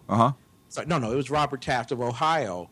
Senator Robert Taft was ahead of Eisenhower in delegate vote and in popular vote, but he didn't get to become president of the United States. Again, doesn't make it right. They worked out a deal at the convention. So right. All I'm saying is I understand, yes, let's support whoever the nominee is, but let's not call the race finished because that's not the will of the people. We have to wait till the will of the people is done. But the will of the people... So do you think the will of the people is going to be different? Do you think that Cruz or Kasich or somebody else is going to surpass Trump in votes or delegates? It's a possibility. Okay. I'm not saying in terms of popular vote. Then if they don't get more of the popular vote than him, then the will of the people have spoken. No, the will of the people was to present the delegates. The delegates represent them. That's why we have a republic. No, the republic happens because we have representatives that represent us at the federal level. Representatives don't represent us within a party. Our party is not that system of representative government. They try to sell it as that, but it's not. It's the party, and the party members control that power. Our representative government should have nothing to do with the party. Our representative government has to do with those that represent us, that make the laws that speak for us. You're speaking on the should and not the is. As of is right now, we have a electoral college. We have delegates who we do by a convention, and at that convention, then they will make their determination of who, because we don't elect them directly. We don't. Now you're talking two separate issues, I think, Ken. The electoral college has to do with the presidency, and that absolutely should take place. I believe in the electoral college for a multitude of reasons. We're talking about a party system where delegates, we're not talking, there is no electoral college for a party system for a party to put forth a candidate. There's an electoral college party system as outlined by the Constitution for the presidency, but there's nothing in our Constitution, in any of our founding documents, that allows for representative government at a party level. Because they don't represent, they don't make laws, they don't do anything that impacts our lives. It's a party decision. It's controlled by the party. It's not controlled by the people. And so you have to separate that process out. But it's not going to be separated out this year. Okay, so it might not be separated out, but you can't say, well, that's our system of government is because we have a representative government and an electoral college, so that applies to the party system, because it doesn't. It applies to the electoral system as a whole, but it doesn't apply to each specific party and how they elect their representative or how they elect their candidate. There's nothing for that. Those are party rules that set that up. That's not the Constitution that set that up. We concur in that. However, the system as it is right now, it's not over just yet. We have to get to a convention. I agree with that. Yeah. But I agree that it's not over yet. I agree that we have to get the convention. I agree that Trump, in order for it to be over pursuant to the rules, that he has to get the specific number of delegates, and he might not get it. My only point is if when you agree with me, Clint. What's that? No, I do agree with you on one point, but the point where I disagree with you is where I think if he has a majority of that vote within the Republican Party. Finish the point that you agree with me on? Sure, go ahead. Finish the point that I agree with you on. That point. I think that if he is so far ahead, which he is, I think it would be a shame that he not be the nominee. And look, I understand history with Eisenhower and so forth, and it doesn't mean it was right then necessarily, but I mean the people have spoken pretty clearly. I mean, there's a reason that Trump, right or wrong, whether you agree with the reason or not, there's a reason why he has gotten the support that he has gotten, and why everybody has suspended their campaign. No takes that away from him, but there's still more primaries to come. And people will make a decision. And maybe he does win every single delegate from the state of California. He's still counting on those delegates to make a decision in Cleveland for him and to vote for him. Well, yeah, he is. Go ahead, Sean. That's all right. I'll stipulate something that Agador said in the chat room, and I agree. Even though there's no constitutional rule for the Republicans to use the process they use, Trump did know the rules getting into it at the beginning, and I will stipulate that, and I will agree with that. I will absolutely agree with that wholeheartedly. And look, I would probably have a different point of view if the delegate and the vote count was a lot closer. If it was 700, 600, if it was 900, 800, or 900, 700, I would probably have a different point of view. But that's not the case. I mean, if somebody is leading by almost double what the next closest person has, that's pretty significant to me. And so I'm not. Look, people can agree with me and disagree, and I think there's valid points on both sides. But if the lead is that large, which it is, then I think it's pretty clear which direction the party should go.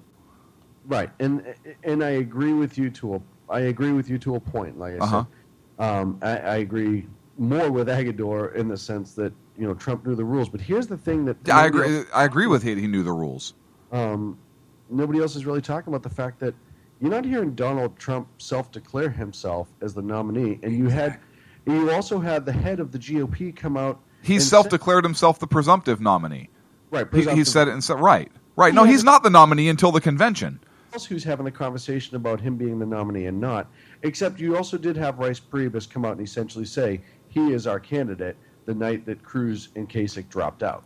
Yeah. And he's leader of the GOP. So, right, and the term I've used is presumptive nominee because of the convention. That's the term for it right now until he hits the delegate. Right. Again, this all goes back to my point earlier, and I know we only have a few seconds left, of the two-party system. This is what happens when you have a two-party system. It is absolutely ridiculous. And Clint, your point that a lot of people forget, and I agree with too, is the parties can set up how they elect their candidates however they want. If they want to walk in and throw eggs at a pitcher and a carnival stand as their way of choosing who their candidate is going to be, that's up to the party. And I don't know why you decided to take rule number 8-3 from the SHR bylaws and really make that public, because that's pretty much how we chose Sacco. But go ahead. Clint, Clint, yes, sir. I just want to find out, when we're in Vegas, will I still be able to have breakfast with you, sir? We're up against a break. Yeah, I think in Vegas we're allowed to sit in the same section, aren't we? Well, we'll sit. You and I will sit in the same section. I think Ken has to serve. He busts again. That's what he did for us at dinner tonight. But listen, we're up against a break. We'll come back. We come back from the break. Dan wants to make a point regarding the election, and obviously we'll have some other things from Dallas and. Just go to commercial. Oh man. Back in a minute here on the Sackheads Radio Show. Conservative media done right. You're listening to the SHR Media Network. Breaking news. According to the latest report coming out of SHR Media, a merchandise store to support both the Reaver of Common Sense and SHR Media has just been unleashed to the general public. Be forewarned that this site can be contagious and numerous items can be purchased to support the best news programming. Go to Reaver.one website and click on the store link to check out the merchandise.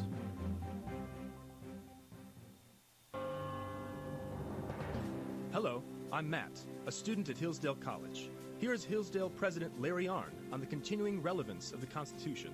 Many argue today that the Constitution is outdated because it addresses problems peculiar to the 18th century. Some parts of the Constitution do read rather quaintly. Consider the injunction against titles of nobility in Article 1, Section 9 of the Constitution. But is that so outdated? The purpose of the injunction is to prevent the government granting special privileges to some for partisan reasons. This strikes at the heart of the rule of law. The crony capitalism so common today is a place where the government bestows favors and tax dollars on some businesses to give them a leg up over others. This is exactly the kind of thing the Constitution was meant to prohibit. The Constitution is not so outdated after all. This Constitution Minute was brought to you by Hillsdale College. To join the national conversation on the Constitution, go to constitutionminute.com. Times are dark. The people misled by corrupt politicians, lied to by establishment media, and deceived by the false messages of Islam. A nation in confusion needs a guide. It needs a man with a cane. I'm Dave Milner. Join me on Spreaker, SHR Media, High Plains Talk Radio, Live Rebooting Liberty, and YouTube for a unique brand of commentary on the unpleasant blind guy. Because truth is not always pleasant. In a world controlled by corrupt politicians, You got a business. You didn't build that.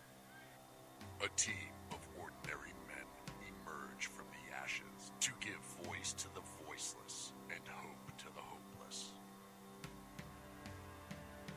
Sackhead Sean. Dude, I'm not saying half of the stupid bro. Sackhead Clint. All good friends of ours usually show up drunk. Also starring Sacco as the producer. I'm a little bit drunk, I'm a little bit drunk, 'cause I'm drinking, drinking, drinking. They are the Sackheads Radio Show. Every Wednesday at 8 p.m. Pacific on shrmedia.com.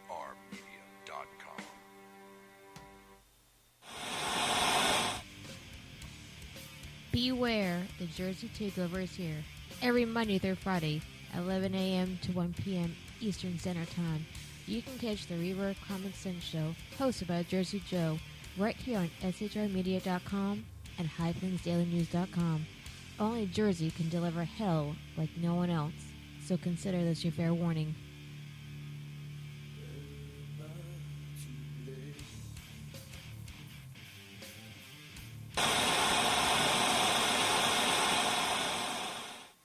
Conservative media done right. You're listening to the SHR Media Network.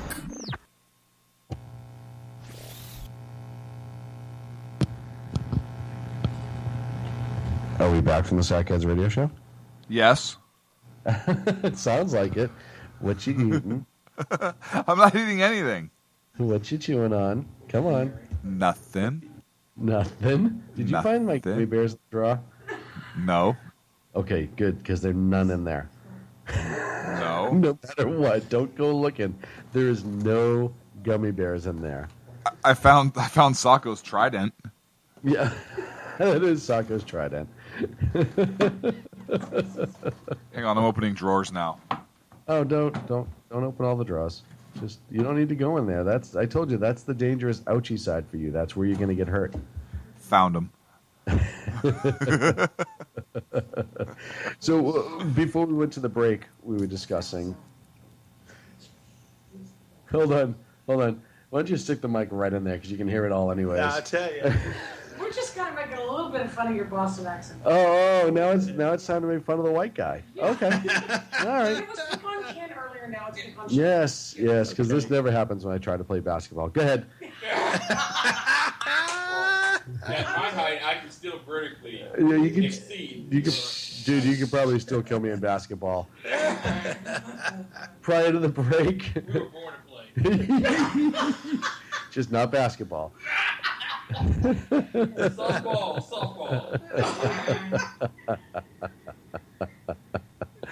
Oh boy. Denny Butcher, editor-in-chief of Pundit Press. We have 25 minutes left. Clint's eating my gummy bears. I thought you had something you wanted to throw in there. Yes, that'll happen. That's a good thing we don't have to follow FCC regulations tonight with this show. And now, of course, I had something to say before the break. Now I've lost it. Well, let's consider this and go back to the conversation at hand about political parties, about Trump, if he's going to secure the nomination or not. Yeah. One thing to consider is that Ted Cruz has suspended his campaign. He's not completely withdrawn, and he still controls 600 plus delegates. Marco Rubio still controls 106. Neither one of them plan to release those delegates. Now, here's the thing to remember, and we were talking about this earlier on Ken's show, in between all the jokes and stuff, was the fact that that Ted Cruz's supporters, which they are far and many, especially here in the state of Texas, they're going to be controlling the agenda and controlling the platform here in the state of Texas. They're also going to attempt to do the same thing at the national convention. So going back to the theory of, should Donald Trump not secure the 1,237 delegates, because, number one, you're still looking at Ted Cruz's supporters controlling the agenda, controlling the platform. Ted Cruz not releasing those delegates. You're also having meetings taking place within the Republican Party amongst high-level Republican Party members, between prominent conservative leaders and such, trying to approach the likes of Mitt Romney, Paul Ryan, et cetera, et cetera. Of course, Mitt Romney had a very high-profile meeting with the publisher of Weekly Review that everybody knows about. So you're still looking at people working behind the scenes, trying to come up with maybe a third-party run, or in the event that we do get to the convention, here's what we're looking at now. You're not looking at a contested convention if Trump does not have the 1237. You're looking at a brokered convention between what's happening behind the scenes, due to the mere fact that there are so many delegates still being controlled by Ted Cruz and Marco Rubio. Those are going to come into play unless Trump completely runs. He's got to completely run the election cycle now in order to get those 1237. And there is a distinct possibility that he will not get that, because if he comes in at 1236, he's not the nominee. Yeah, no, and I understand all that, but I think the Republican Party is in a whole lot of trouble if that happens. I was just going to say that, Clint. They're in a whole lot of trouble if that happens. People voted for Trump because they are tired of the backroom deals, all the BS with the candidates, the fact that the party has so much control, everything's brokered behind the scenes. And if that happens, the Republican Party is done for a long, long time, and it may never recover. You'll have another party come in and take its place, whether it's the Tea Party or something else. The Republican Party will be done.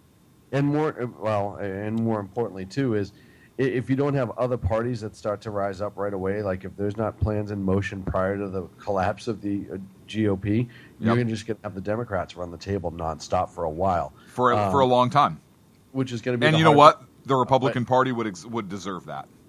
Well, and exactly, if they go to a broker convention, I 100% agree with you. I think that people are going to jump ship like there's nobody business. And I'll tell you right now, let's say they go to a broker convention and Trump walks away with it for some strange reason. Highly unlikely, but let's just say, I still think you're going to have people walking away, because the mere fact that it went to a broker convention when it probably should not have is going to leave a lot of horrible taste in people's mouths. Yep. That's the confusion. See, it's supposed to happen. You have people running around saying presumptive nominee. You have people that's really why Paul Ryan met with him this week, okay? Because he knows he's not going to have that number. He's not going to have that magic number. So what are we going to do? Are we going to work this thing out before the nomination, or? Well, it doesn't. I understand, but like I said, the party rules are the party rules, and that's all well and good. But I think one of the things that people will be aggravated with is you have a guy who is so far ahead of everybody else, et cetera, et cetera, et cetera, and we're now not going to listen to the base of the voters. We're going to listen to just the delegates and walk away. And whether it's right, wrong, or indifferent, it's going to happen. It doesn't matter how we get to that point. We're going to be to that point. Absolutely. We get pissed. Yeah. And you look at all the people that support Trump right now, if he gets hammered and he doesn't get the nomination at this point, they're gone. Yep. A lot of them are going to be gone, and they will form their own party, right, wrong, or indifferent. I'm just saying. Or they'll just stop supporting anybody and stay home for years to come. They could very well stay home because they'll just say they'll just be so upset with the whole process. I think that's a distinct possibility. But either way, the Republican Party would be done. I think it would be done as we know it. I absolutely agree. I think come the convention, it's much more pinnacle for the party than it's ever been before. Oh yeah, and it could very well be what sinks the party as a whole during the convention. It's guaranteed to sink the party. Now, here's the thing: if they go to the convention and he walks in with 1,230, if he walks in with 1,237 plus one, he's the nominee. He walks in with 1,236, he's going to have that on the first vote. Then we're going to go to a second and third vote. Now, if the party is smart and they work this out the way the convention process is supposed to work, like when we've had similar circumstances in the past, then the party is okay. Because I think in that circumstance, eventually Trump will be the nominee. I think people will come in behind him because those deals are going to get made and they're going to work them out at the convention and such. Now, if you get to a situation where the party leaders, which we are starting to see some of this, okay, where they're meeting behind closed doors and they are talking to, God forbid, Mitt Romney and some of these other candidates, and you get to the convention and they actually tried to broker a deal and have a different nominee that was not a choice of any of the people. That's a key thing that none of the people voted for. Yep. They're just going to handpick somebody. All of a sudden, Jesse Ventura is the head of it. Exactly. Son of a bitch, what happened? I'd take Hulk over Jesse at this point. At least we can watch a video and learn what Hulk's all about. Yeah, but bottom line is, at that point, you will see the complete destruction of the Republican Party. You will have a Republican Party, but then you'll also have a conservative party. You're also going to have a full-blown, full-strength Libertarian Party, which is very key. And I think you're looking at the same thing on the Democrat side, too. I personally think that if Bernie Sanders does not get shown some love somewhere along the way by Hillary Clinton and the Democrats, you're looking at a very serious split on the Democrat side. You're going to see that Socialist Party come to a full-blown Socialist Party. I agree with that statement. How could they heal this? And I'm going to use... in which case, Putin might be able to run. Putin might be able to run at that point. You're Over right. here. Over here. No, I absolutely better hit it than he's more honest than Hillary is. At least Actually, the guy is. You know where you stand with him. Right. I mean, exactly. I'd rather... I said that about Bernie from the beginning. I may not agree with him, but at least the guy is kind of honest about who he is. He's a socialist, and he's okay with that. I'm not, but he is, and I give credit for that. Let's say Trump announces Cruz as a VP, and I'm getting this from Agador in the chat room. Would that change the outcome of this entire situation? It could, but that would be a backroom deal. And Trump has to pick a mainstream person as a running mate. That's an unbeatable ticket. Well, it is an unbeatable ticket, I would think. Clint, do you think that would be a backroom deal cut? Yeah, of course I do. Because then Cruz, I think, would release his delegates and everybody would be happy. Yeah. But I think that Trump has to pick a more mainstream Republican as a running mate. He has to. Absolutely, or somebody who's more aligned with the party. Right. You will. Right. Not a John Kasich, and I don't even think he should pick a Chris Christie. I think he might, but I don't think he should. I think a Rick Perry. Yeah, Rick Perry. I think I would. I don't know that they would, but I would Trump Cruz ticket. Yeah. If you had a natural Trump Cruz ticket, in other words, if the parties talked to themselves and it wasn't a backroom deal, and that's the thing that everyone I think we can agree on is the nauseating part of this whole process is all the bullshit backroom deals that get thrown out. That's the hardest part about this. Look, I wouldn't. I'm sorry, Sean. Go ahead. No, that's fine. Yeah, that is how we got Obamacare. You're 100% right, Ken. And the problem is we're being given choices versus being allowed to make the choices we want. And that's the horrible part that's going on. And it's not only in the government now, it's seeped into our parties over the last 20 years more so than anything else. It used to be a lot more open parties. The parties used to be a lot more transparent about what was going on. People could really get involved. And people enjoyed getting involved. And that's why nobody's as involved in elections anymore, because the parties are so backroom. It's like a mob deal. It's almost like you're paying protection at this point. They don't want to. People don't want to be involved in their government because it sucks from the election portion before you even get to Congress.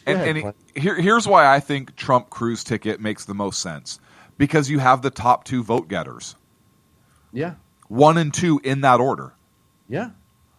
And you know what? If the Republicans did just that, if they changed this with a president and vice president whereby their nominees were by the number 1 and 2 votes, I think people would greatly change their opinion and be okay with that. Danny? Yeah.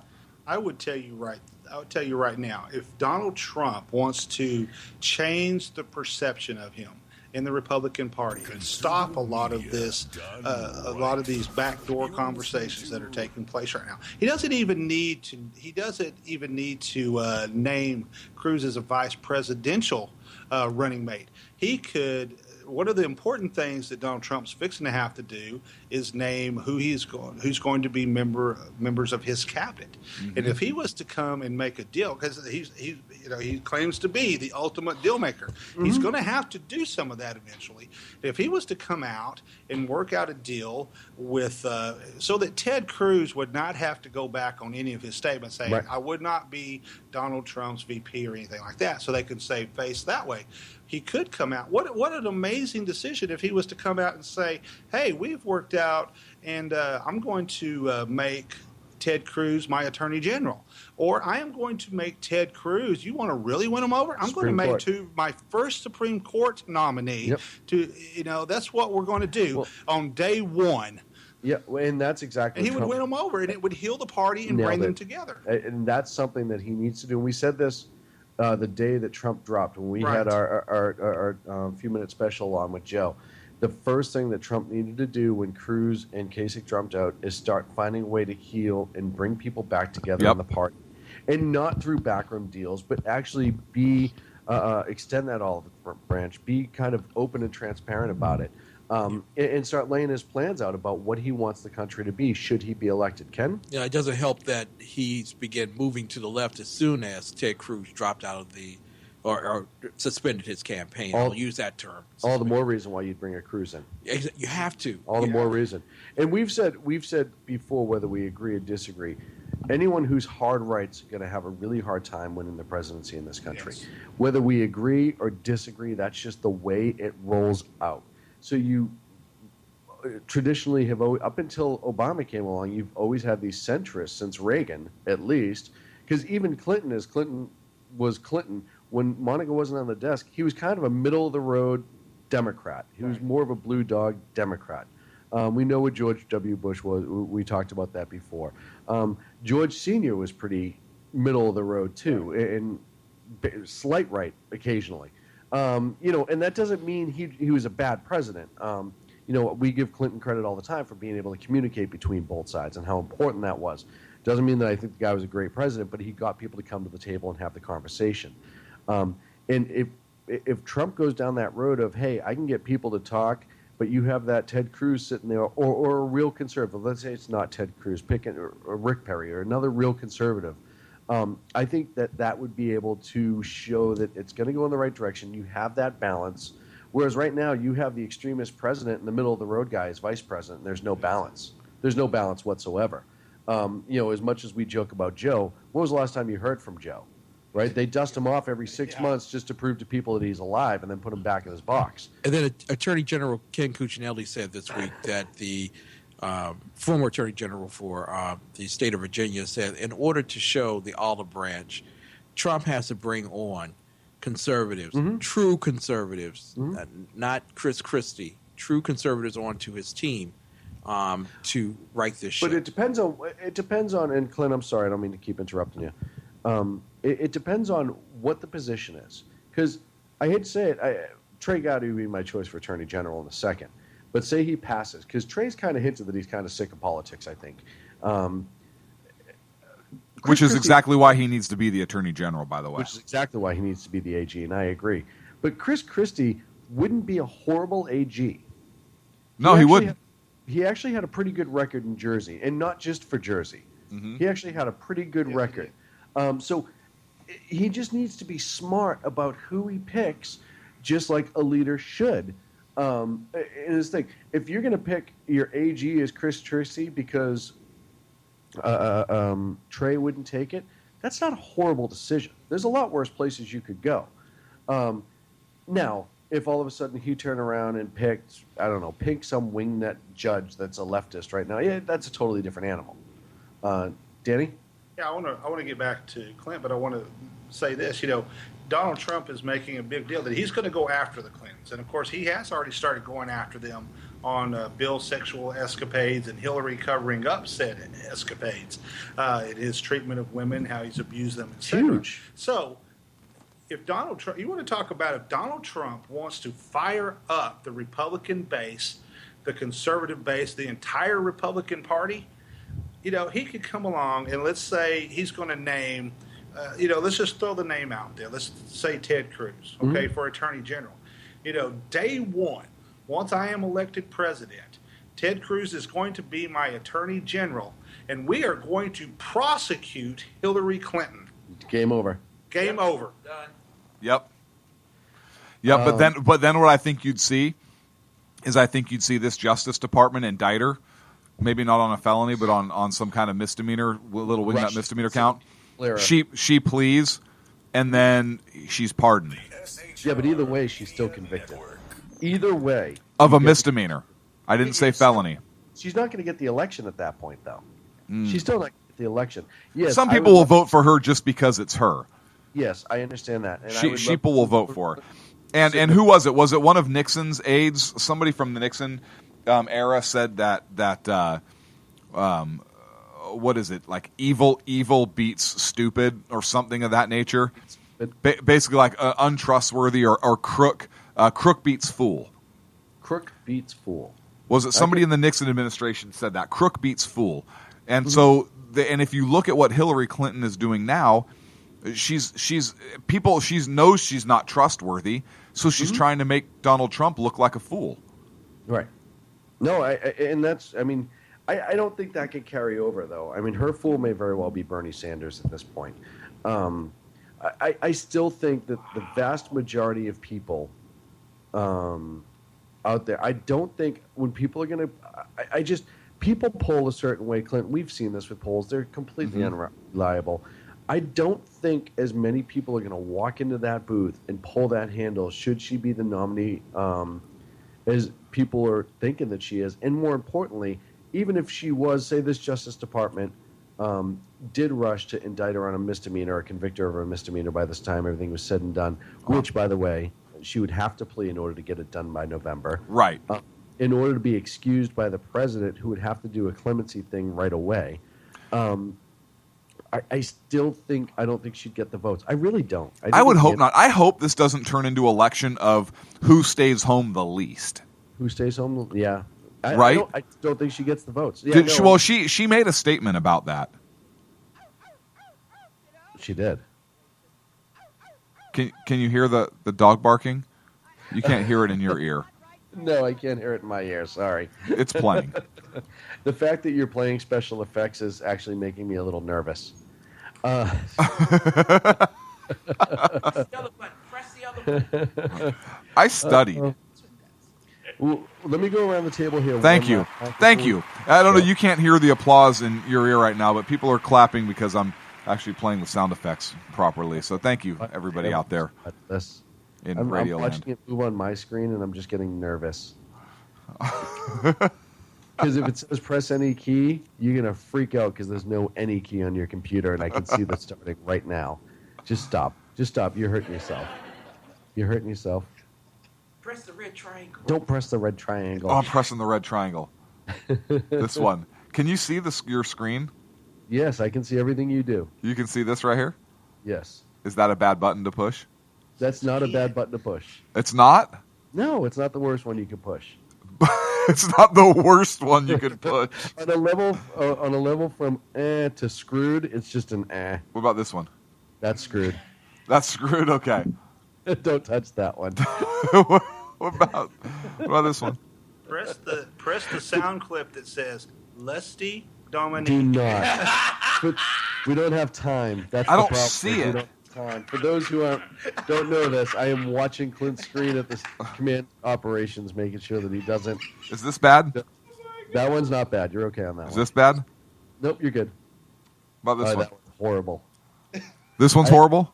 Yeah, I think if you press that one, kittens die. I'm going to push it. I'm going to press it. I don't like cats.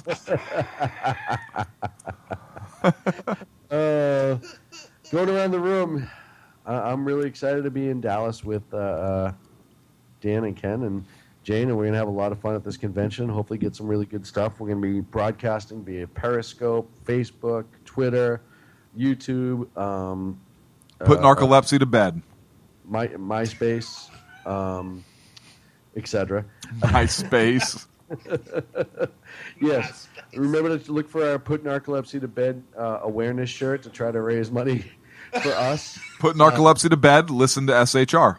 Yeah, exactly. Put narcolepsy to bed, listen to SHR Media for more. Oh, from the man on the West Coast, Clint, sir, it's been a pleasure, sir. And It has been a pleasure to all my friends out there. Miss you guys. Am I going to see everybody at Freedom Fest? Is everybody there going to Freedom Fest? We're trying to make that happen. Is Mrs. Butcher going to Freedom Fest? We're trying to make that happen. If she doesn't, oh my goodness. Well, she mentioned today that she's never been to Vegas. So I don't think that if Danny goes to Freedom Fest, I don't think he's going to be allowed to go alone. I'm just saying. And I quickly... she just came charging out of the other room. Why does she not trust us? What have we ever done that she does not trust us? I will ask her. We brought Sacco back safely. You get Sacco back safely. I don't think it's that she doesn't trust us. I think she just wants to go party in Vegas. Or she doesn't trust. Never mind. Folks, that's it for the Sackheads Radio Show. Yes, shout outs. Debbie, who did Dallas. Ken's been walking around the streets of Dallas asking if anyone's seen Debbie. I don't even understand that reference. Now it's Don did Dallas. D-O-N or D-A-W-N? What was that? D-O-N or D-A-W-N? D-O-N. Oh, I definitely don't want to see it. Okay. Folks, we'll see you next Wednesday at 8 Pacific, 11 on the East Coast. Thank you so much for our guest this evening. I want to push this button. To be here in Dallas. You'll hear more from us through social media and the websites. Make sure you follow us out. Clint, can you play us out? You think you can hit the magic button that says Sackheads intro at the very top? Top. I don't know which one it is. See you next week, buddy. See you next week, bud. In America, Sackheads Radio. And listen, there are no people better on the air to give you the best in conservative talk than Sackhead Sean and Sackhead Clint. And we're working on the immigration papers for a certain other guy who happens to work here too. For those who are tuning in around the world to the best in late night conservative talk, radio. Talk news. Talk news. Radio. Talk news. Talk news. Radio.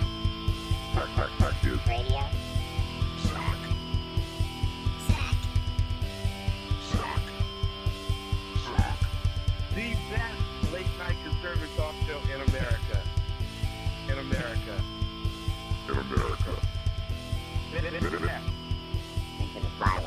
And in this web was a large, I'm pretty sure it was the biggest spider I've ever seen.